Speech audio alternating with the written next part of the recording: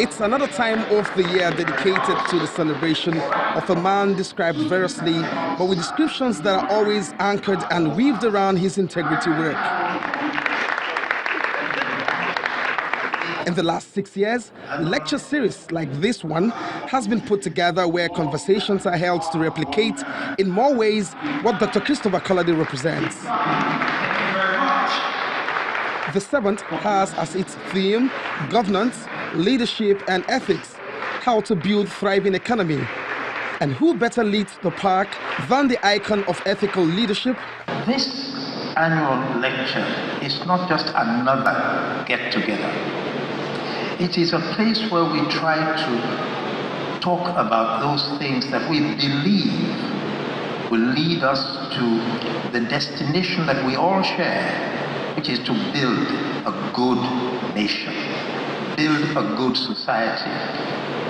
We need to practice a culture in this country, a culture of mutual accountability.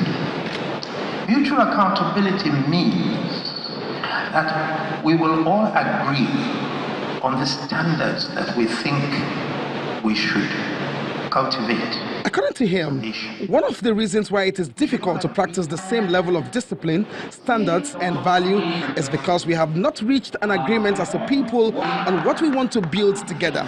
So the next speaker tells us some examples of a quick fix. We must consider urgently as a nation fixing this scenario of multiple exchange rates that we have created. We spend over 1 trillion naira annually as a nation subsidizing petrol consumption. So we need to introduce a cost-reflective tariff, which is the only way that we are going to get the necessary investments into the sector. For Mr. Femi Awuyemi. The Economic Recovery Growth Plan is the federal government's roadmap for growth and development. But that is a bit unrealistic. Here are the reasons. The ARGP is a good work of fiction. All economic plans are, by the way. That's not a knock on it. All economic plans are. The only time when a plan becomes a real document is when it stands on 3 things. You have policies that comes with it, you have programs, and then you have projects. So all those things we were talking about, infrastructure, falls within those last 2. When you cannot cost a plan, therefore, that plan cannot work in itself. The Lagos State Deputy Governor was also put on the spot on delivery of good governance. We will do our part because we had that contract with the people, even though it's unsigned. But people voted for us.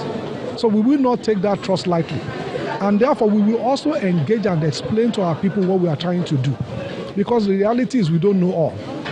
So we engage every strata of the community, of the society to say, these are the things we want to do. If you have ideas, bring it on. So we share ideas and then we understand what the people need and then we go and implement. So our job is to make sure that we implement well. One consensus arising from this meeting is the call for all to really think, meditate and act on the words and composition of the country's national anthem. Olu Phillips, Channels Television News.